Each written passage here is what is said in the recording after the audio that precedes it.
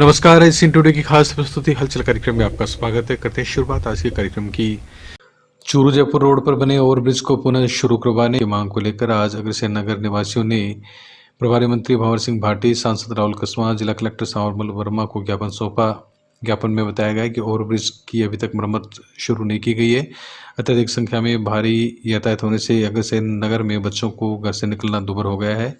हादसे घटित होते रहते हैं, इसलिए इस पर तुरंत कार्रवाई की जाए और ओवरब्रिज की जल्द ही मरम्मत कर उसे फिर से शुरू किया जाए। उन्होंने बताया कि अगर उनकी मांग नहीं मानी गई तो आंदोलन के तहत अनशन करने पर मजबूर होंगे। ट्रैक है, इस रेलवे ट्रैक के उधर रहते ही अग्रसेन नगर सर, ये जो जयपुर रोड है इसके ऊपर एक फ्लाईओवर बना हुआ है। इस फ्लाईओवर के अंदर पिछले 1.5 साल 2 साल पहले इसके एक्सपैन में क्रैक आ गया था, उसके कारण इसको हैवी व्हीकल्स के लिए बंद कर दिया गया। आज जो हैवी व्हीकल है जो जयपुर जाना है वो सारा हैवी व्हीकल इनकी कॉलोनी से होकर दोबारा से बाईपास पर आता है। इनकी लाइफ हेल हो चुकी है, इतनी मिट्टी मलबा उड़ता है वहाँ पे न चलो और पूरी रोड टूट चुकी है।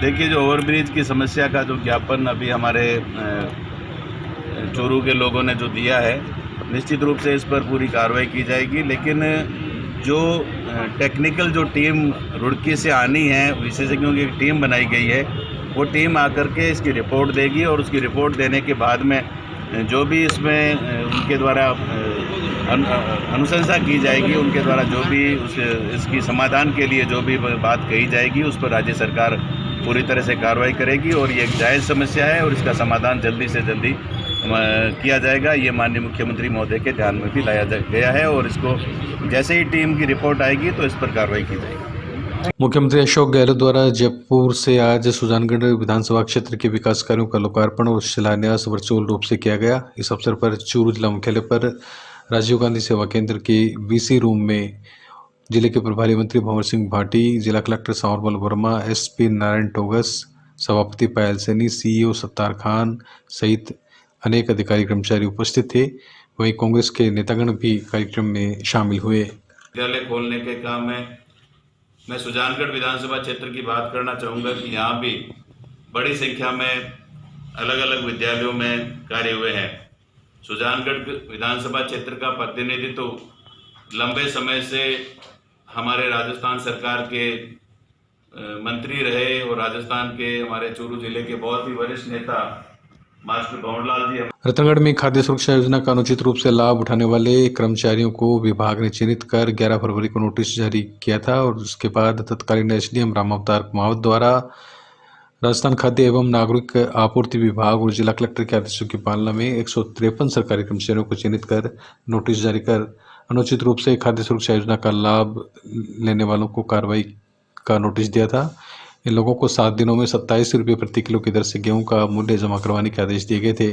नोटिस मिलने के बाद गत 2 दिनों में 44 कर्मचारियों ने राशि जमा करवाई है। प्रवर्तन निरीक्षक संपत कुमार ने बताया कि शुक्रवार तक 153 में से 44 कर्मचारियों ने 7,09,441 रुपये की राशि जमा करवाकर रसीद कार्यालय में जमा करवाई है। खाद्य सुरक्षा योजना का अनुचित लाभ लेने वाले सरकारी कर्मचारियों से 27 रुपये प्रति केजी के हिसाब से वसूली की जा रही है, जिसके अंतर्गत रतनगढ़ ब्लॉक में 7,09,000 रुपये की रिकवरी 2 दिन के अंदर हुई है, दिनांक 18 और 19 को। सभी को नोटिस जारी किए गए हैं और जो अभी 3 दिन के अंदर रिकवरी राशि जमा नहीं करवाएंगे उनके खिलाफ कानूनी कार्रवाई की जाएगी। कुल 153 लोगों को नोटिस जारी किया गया है। उनसे कितनी रिकवरी होनी है? लगभग 50 लाख के आसपास होने। गांव रत्नादेसर में गत दिनों हुई चोरी के आरोपियों को जल्द गिरफ्तार करने की मांग को लेकर आज ग्रामीणों ने एसपी को ज्ञापन दिया और आरोपियों को जल्द गिरफ्तार करने की मांग की। ग्रामीणों ने बताया कि 8 जनवरी को किराना की दुकान का सामान अज्ञात चोर चोरी करके ले गए और रिपोर्ट पुलिस थाने में दर्ज की गई थी, लेकिन इसमें संभावित चोरों को नाम बताए जाने के बावजूद भी अभी तक कोई कार्रवाई नहीं हुई है। सुनोब मदन सिंह, उनके दुकान को रात के तोड़ करके ताले वगैरह सारे और सारा सामान ताले तक ले गए। टोटल सामान मतलब कांटा और सब चुरा के ले गए। सुबह जब वो दुकान खोलने आए तो उसमें पूरी टूटी हुई थी, सामान सारा ले गए, बिल्कुल कुछ नहीं मिला, चाबी तक नहीं मिली वहाँ पर। और थाने राजलदेसर जाकर के FIR दर्ज करवाई गई। 1 महीना हो गया बार बार जा रहे हैं, वो कहते हैं कार्रवाई कर रहे हैं, जांच कर रहे हैं, कोई कार्रवाई हो नहीं रही है। तो फिर गांव वालों को इकट्ठा किया कि बोलो भाई अब क्या करें, ये तो सुनाई तो नहीं कर रहे हैं। तो गांव वालों ने सारों ने मिल कर के और ये निर्णय लिया कि भाई अब और तो अपन क्या कर सकते हैं, एसपी साहब के पास जाएं और उनको ये ज्ञापन दे करके और तफ्तीश चेंज करवाई जाए, ताकि जांच अधिकारी बदलने के बाद हो सकता है चोरी का पता लगाया जा सके। किस तो चीज़ इसलिए किस चीज़ परचून की दुकान है। कितना नुकसान हुआ था? नुकसान 3-3.5 लाख का बता रहे हैं। आपका क्या नाम है? मेरा नाम भीमाराम मेघवाल। सदाशहर क्षेत्र में कोरोना टीकाकरण वैक्सीनेशन के अंतिम चरण में आज पंचायत समिति के पंचायत सहायकों का टीकाकरण किया गया। इस अवसर पर विकास अधिकारी दुर्गाराम पारिक, ब्लॉक मुख्य चिकित्सा अधिकारी विकास कुमार सोनी, कनिष्ठ सहायक पवन कुमार भोजक, चिकित्सा स्टाफ में एएनएम सुमन सुमित्रा आदि का टीकाकरण किया गया।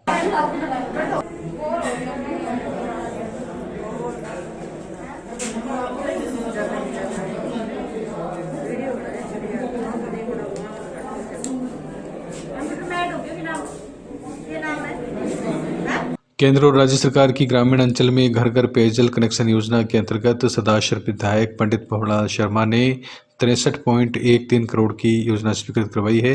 विधायक शर्मा ने आज पत्रकार वार्ता के दौरान बताया कि इस योजना के तहत ऐसे गांव जहां पेयजल का भारी संकट था और महिलाओं को दूर दूर से पीने के लिए पानी लाना पड़ता था, इस योजना के तहत सभी घरों में पेयजल के लिए कनेक्शन दिया जाएगा। प्रथम चरण में पिचकराई ताल, रणसीसर, सावर, देगा, गाजूसर, धीरासर, कालूसर सहित अनेक गांवों में योजना का पानी पहुंचाया जाएगा। जल मिशन योजना के अंतर्गत सरदारशहर के तहसील के 52 गाँव में जहाँ दूर दराज में कहीं पानी नहीं मिलता था और मिलों से लाना पड़ता था, उन गाँवों को घर घर कनेक्शन देने के लिए गृहिणियों को कहीं बाहर नहीं जाना पड़ेगा, न तो उनको स्टैंड पे जाना पड़ेगा, न कुएं पे जाना पड़ेगा। तो इस प्रकार 52 गाँवों को घर घर कनेक्शन लगा के योजना मंजूर कराई है। इसमें करीब 63 करोड़ 13 लाख की स्कीमें मंजूर हुई है, जिससे शहर के गांव में जो समस्या है, शहर में जो पानी की है, तो शहर में तो समस्या रही नहीं, अब दूर दराज के गाँव में है। तो शहर में तो घर घर टूटियाँ थी, तो इसी प्रकार गाँव में और शहर में कोई फर्क नहीं रहेगा। तो हमने ये सोचा है कि निश्चित तौर से गांव में भी पीने के पानी की जो योजना है वो घर घर लगाई जाए, इसलिए इस टंकी ये मंजूर कराई है। वित्तीय स्वीकृति आ गई, फाइनेंशियल सैंक्शन आ गई, टेंडर होंगे और कायदे से जो काम है वो निश्चित तौर से होगा। जितना समय लगता है वो तो लगता ही है, पर सर्वे हो गया, ये सारा समय तो लगता है, वो उतना ही समय लगेगा। और बाकी सदाशहर के कस्तूरबा गांधी बालिका आवासीय विद्यालय में 10 दिवसीय आत्मरक्षा प्रशिक्षण के तीसरे दिन मां सरस्वती के आवक्ष के समक्ष दीप प्रज्वलित कर कार्यक्रम की शुरुआत की गई। सीबीओ शशिबाला खत्री, एसीबीओ अशोक गौड़, बाबूलाल शास्त्री, आरपी राकेश गिलानिया, प्रधानाध्यापक जमुना शर्मा सहित अनेक लोगों ने कार्यक्रम की शुरुआत की। तीसरे दिन कराटे में हैंड मूवमेंट का प्रयास किया गया। इस अवसर पर शशिबाला खत्री ने कहा कि योग और प्राणायाम जीवन का आधार है। इस अवसर पर martial art national award winner Arjun Singh Rathore ने मार्शल आर्ट का अभ्यास कराया। वापस आओ। अभी इन्होंने मेरा हाथ पकड़ा, ठीक है, और अब ये अपना हाथ छुड़ा रहे हैं, नहीं छुड़ा रहे ना, नहीं छुड़ा पा रहे, टाइम लग रहा है तो, है ना। और इसी चीज को अगर मैं थोड़ा सा वापस आओ, छोड़ दिया आपने हाथ पहले, मैंने क्या किया, इनके हाथ को पकड़ा, ठीक है, ये घुमाया। अब बताओ, मैं चाहे तो इनको यहाँ किक मार सकता हूँ, मुंह पे किक मार सकता हूँ, चाहे तो यहाँ मार सकता हूँ। सिंपल सा टेक्निक है ये। और साथ में इनको दर्द भी हो रहा है, पूछ लो नहीं हो रहा तो। और अगर मैं लड़ाई होती है ना, यहीं से पकड़ते हैं, और लड़कियाँ तो एक दूसरे के बाल ही पकड़ के खींचती हैं। तो अगर मैम के बाल मैंने यहाँ से पकड़ लिया, मैम इजी वे में पकड़ा, कैसे छुड़ाओगे? हाँ छुड़ा लो, आपको जैसे आप लोग ना वैसे प्रैक्टिस करो आप। नहीं मैं बदला नहीं ले रहा मैम, मैं तो मैं बदला लूंगा तो फिर आप दिक्कत हो जाएगी। ओके, तो इन्होंने ये किया, देखो जैसे मैंने नॉर्मल पकड़ रखा था, इन्होंने मेरे हाथ को मोड़ा, मैम वापस मोड़िए। तो बाल ही आ रहे हैं, बाल हाथ में आ जाएंगे, क्यों लौट भी तो है, ठीक है।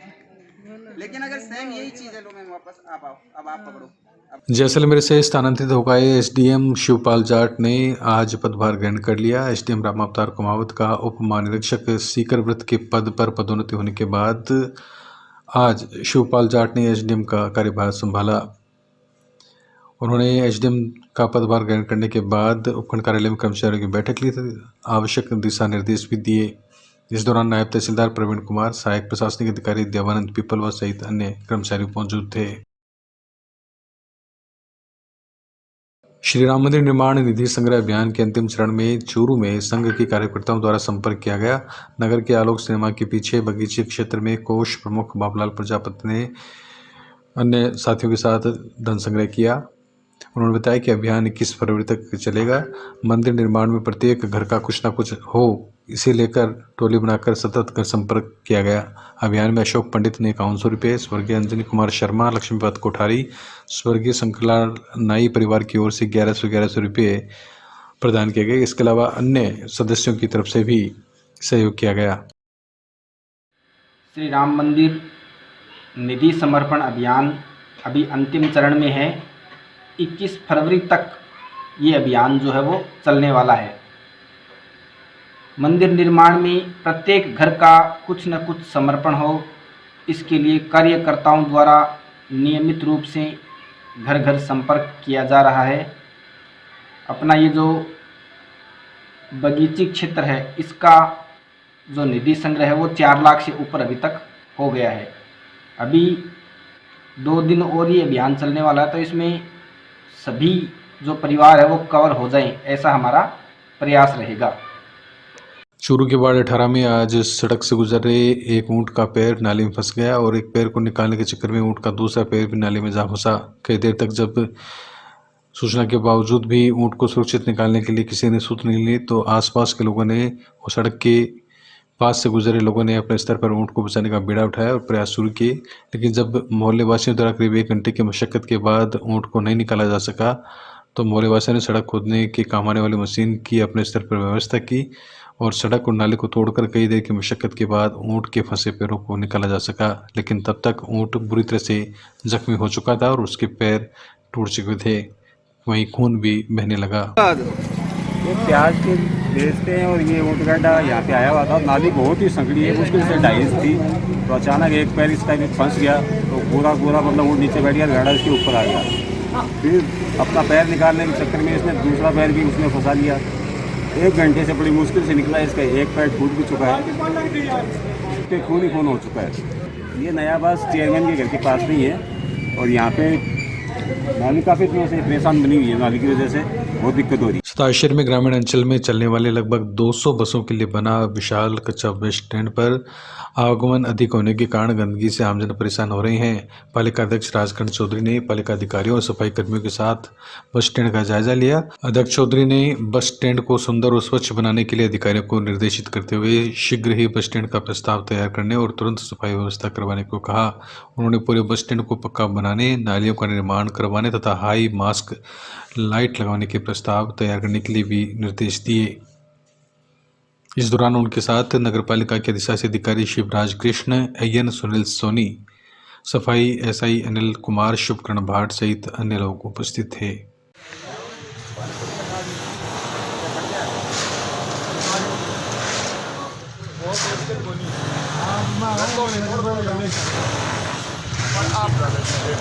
राजसमंद की सांसद दिया कुमारी आज बेदासर के दौरे पर रही। इस दौरान दिया कुमारी ने विधानसभा स्तरीय महिला सम्मेलन में शिरकत की। आपको बता दें कि उपचुनाव से पहले भाजपा का लगातार शक्ति प्रदर्शन देखने को मिल रहा है।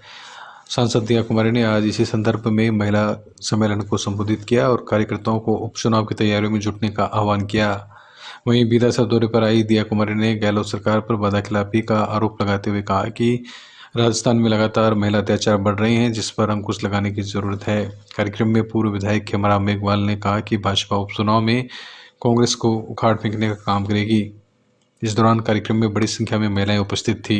कांग्रेस की मैं बात नहीं करूंगी, कांग्रेस की बात आप सब जानते हैं। 2 साल में जिस तरह से हमारे राजस्थान को इन्होंने धोखा दिया, झूठे वादे किए और अभी भी करके गए हैं। जहां जहां चुनाव हो रहे हैं वहां के लिए बजट में घोषणा की है। तो आप ये बताओ 2 साल से क्या ये लोग सो रहे थे?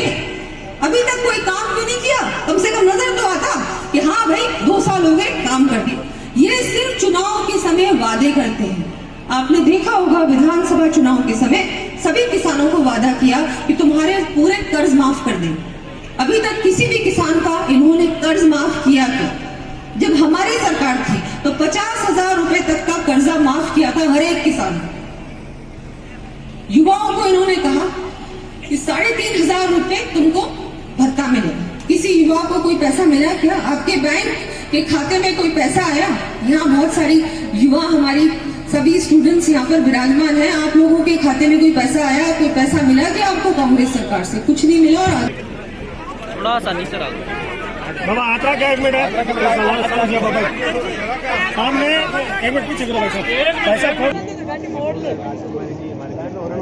महिलाओं का बहुत शानदार इतना बड़ा जुड़ाव जो आज देखने को आपको मिला, इतनी संख्या में महिलाएं पधारी है। और जिस ढंग से इस सरकार से त्रस्त है और जिस ढंग से इस अशोक गहलोत की सरकार को उखाड़ फेंकने का जो महिलाओं ने संकल्प लिया है, निश्चित रूप से ये साकार होगा और आने वाले समय में उपचुनाव के अंदर भारतीय जनता पार्टी का कमल का फूल। चूरू के विधासर में आज जैन समाज का 157वां मर्यादा महोत्सव तेरापंथ भवन में आयोजित हुआ। शासन श्री विमल कुमार, मुनि जय कुमार व समाधि केंद्र की व्यवस्थापिका साध्वी मंजू यशा के सानिध्य में हुए कार्यक्रम में तेरापंथ निर्देशिका पुस्तक का भी विमोचन किया गया।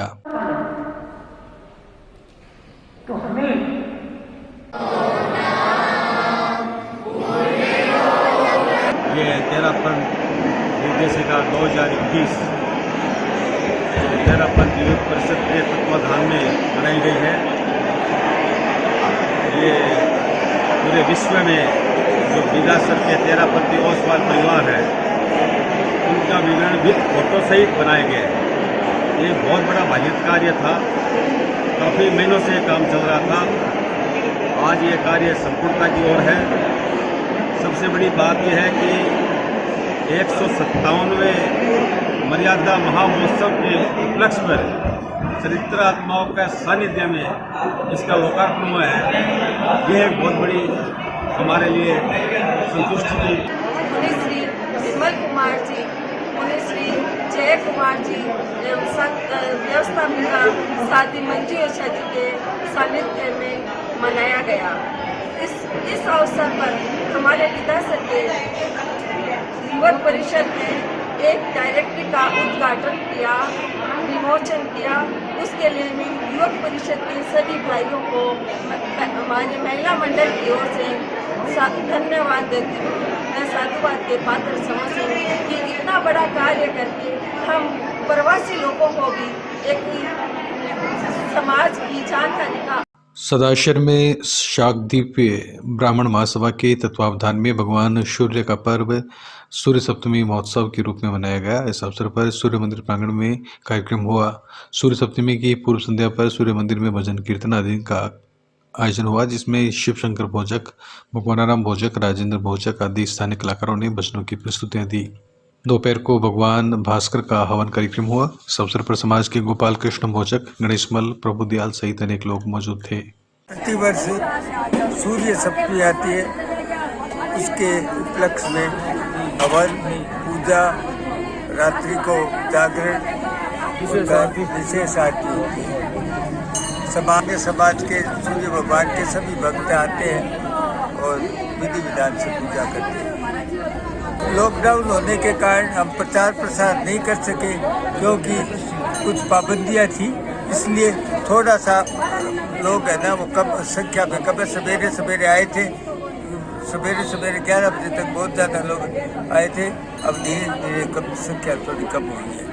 रतनगढ़ में महिला उत्पीड़न की बढ़ रही घटनाओं को रोकने और ऐसी परिस्थितियों में अपने आप का बचाव कैसे किया जाए, इसके लिए छात्राओं को मार्शल आर्ट के टिप्स दिए जाएंगे। इस कार्य के लिए रतनगढ़ ब्लॉक की 91 शिक्षिकाएं प्रशिक्षण ले रही है।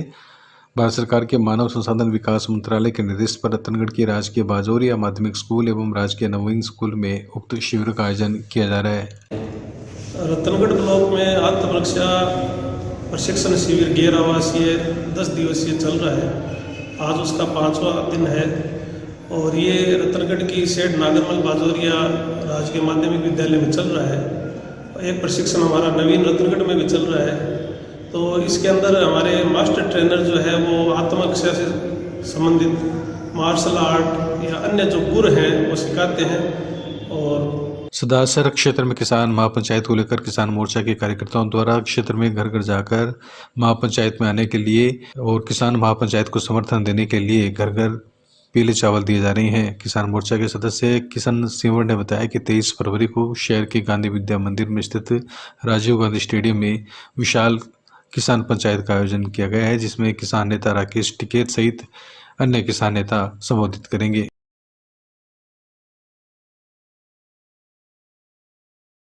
रतनगढ़ के श्री चिरंजी लाल धानुका प्राथमिक और श्री दुर्गा प्रसाद धानुका बालिका उच्च माध्यमिक आदर्श विद्या मंदिर में आज सूर्य सप्तमी के दिन विद्यालय के छात्र छात्राओं के द्वारा मंत्रोच्चार के साथ सूर्य नमस्कार किया गया। प्रधानाचार्य श्री कृष्ण स्वामी ने बताया कि सूर्य नमस्कार करने से आयु, प्रज्ञा, बल, वीर्य तथा तेज बढ़ता है और शरीर को ऊर्जा मिलती है।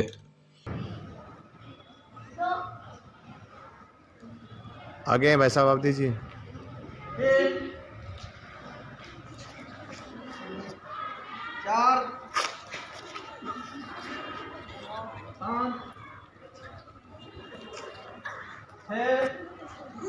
राजदेसर में शाकदीप ब्राह्मण समाज की ओर से सूर्य सप्तमी समारोह के साथ मनाई गई। समारोह के आरंभ में समिति के अध्यक्ष बाबूलाल पांडे के नेतृत्व में सूर्य भवन से गाजे बाजे के साथ सूर्य देव की शोभा यात्रा निकाली गई। शोभा यात्रा कस्बे के मुख्य मार्गों से होते हुए लक्ष्मी नारायण मंदिर पहुंची, जहां पंडित सुधांशु ने दुर्गादत्त और बजरंग लाल पांडे के यजमानत्व में वैदिक मंत्रोच्चार के साथ हवन संपन्न करवाया। समाज के लोगों ने सूर्य देव की सामूहिक पूजा की।